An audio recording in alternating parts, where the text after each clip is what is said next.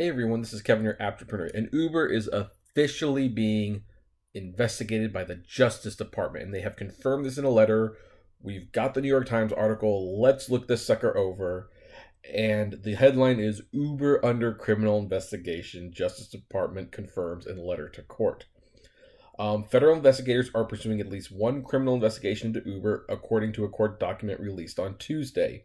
The document, which was submitted by the United States Attorney Office in the Northern District of California, does not specify what the agency is investigating, but it is the first public confirmation by the Department of Justice of a federal inquiry into the San Francisco-based ride-hailing company. In the past, the New York Times and others have reported the existence of federal inquiries into Uber over various issues, but authorities have not said anything publicly about them, which I think that's an important thing to point out. I actually was not aware that this was actually not confirmed. All the reports that we've had, all the news videos I've made, all the vlogs, so to speak, have been on speculation that, yeah, this is probably going to happen, but it was never confirmed. And I had to pretty much always tell people it's not confirmed. Well, it's confirmed. It's absolutely confirmed. They're investigating them. The disclosure came as a result of a stolen trade secret case between Uber and Waymo, the self-driving vehicle unit that operates under Google's parent company. Waymo had alleged that Anthony Levandowski, a former employee, stole trade secrets about driverless cars from Google before leaving and subsequently used what he learned at Uber. Uber has denied Waymo's allegations. The case is scheduled to go to trial next month, unless something else comes up, of course, because, Uber. As part of the case, the Department of Justice submitted to the judge, William Alsup, the letter that was made public on Wednesday. In the letter dated November 22nd, the department informed the judge that there was additional evidence that Uber had not turned over the case, referring to claims from Richard Jacobs, a former Uber employee, that Uber had been secretly gathering intelligence on competitors. Which, it's funny because Uber has actually kind of admitted that they have been spying on competitors. And, quote, in the course of a United States pending criminal investigation, the government interviewed a former Uber employee named Richard Jacobs, said the letter.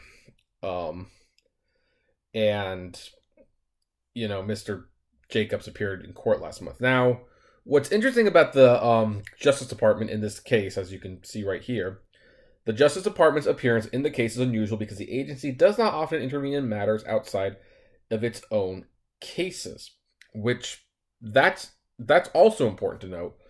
The Justice Department will rarely get involved in a case like this, but apparently the accusations and the evidence of those accusations is strong enough that the Justice Department has decided, hey, you know what? We got to look into this. If this is true, then you know what? This is bigger than just Uber tried to screw Google. This is Uber tried to create monopolistic practices or anti-trade secrets or anti-consumer, whatever they feel this falls under. I would say a little of all the above personally, but I don't work for the Justice Department. I'm just on YouTube, and I so far like that gig. I like being on YouTube to talk to you guys, and I certainly don't want anyone's job at the Justice Department, considering they are about to step into, well, I don't know what they're going to step into, but it sure ain't going to be pretty. I just want to continue real quickly. Let's see here.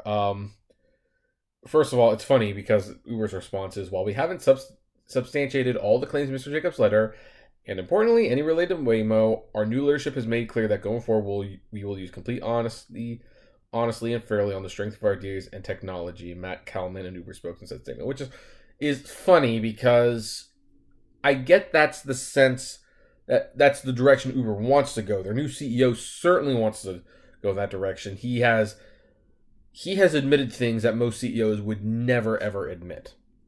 And admittingly, part of the reason he can do that is because he's cleaning up the mess Travis Kalanick created for him. So he can definitely play that I didn't know this was going on until I came on board and I put a stop to it claim. But it is interesting because as little as like a week ago, the lawyers actually outright denied many of the things in Jacobs' letter, and the CEO had to basically undermine his own lawyer's claims and said, no, that's actually not true. We did use Wickr. We did have this department, and I ordered her to stop to it. So sorry about what Lair said. It's not true. We did kind of do these things. So that's kind of been his play. And it's really the last play he has to make. That, hey, we're going to be as honest as possible. But how many times have we heard this? From this point forward, we will be honest. From this point forward, we'll be honest. And yet, things keep coming up. So, I think it's a sinking ship. I don't think they can skirt on that argument a whole lot longer, to be honest. Final paragraph. Any federal investigation, any federal criminal investigation into Uber could be looking into several matters.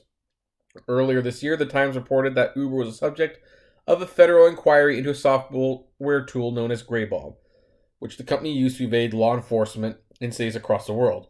Uber is also subject to inquiries as to whether it bribed officials outside the United States, a violation of the Foreign Corrupt Practices Act. So, yeah, this is far from over, and here's the thing. I have been predicting that Uber is not long for this world, and I am going to stay with that. I'm going to stay with that. So what is my timeline for Uber surviving? I suspect they will be around most of 2018, but they will definitely crumble just before they want to go public in 2019, which, if they should get to their IPO that they desperately need at this point, I don't see it being anything but a complete failure. Because who in their right mind would want to invest in a company like this? Heck, even the early investors, they were willing to sell to SoftBank at a discount to get out. At a $20 billion discount, 33%, they were willing to get out. I'm wondering, does this mean that they actually would cash out at even more of a discount given the opportunity? I don't know. What do you folks think? I'd like to know. Comment below. Like, favorite, share, subscribe. If you enjoy the videos I make, consider becoming a Patreon member for a little $1 a month. They finally fixed that payment thing, so it's not going through. Thank goodness. And as always, flame responsibly. Have a good one.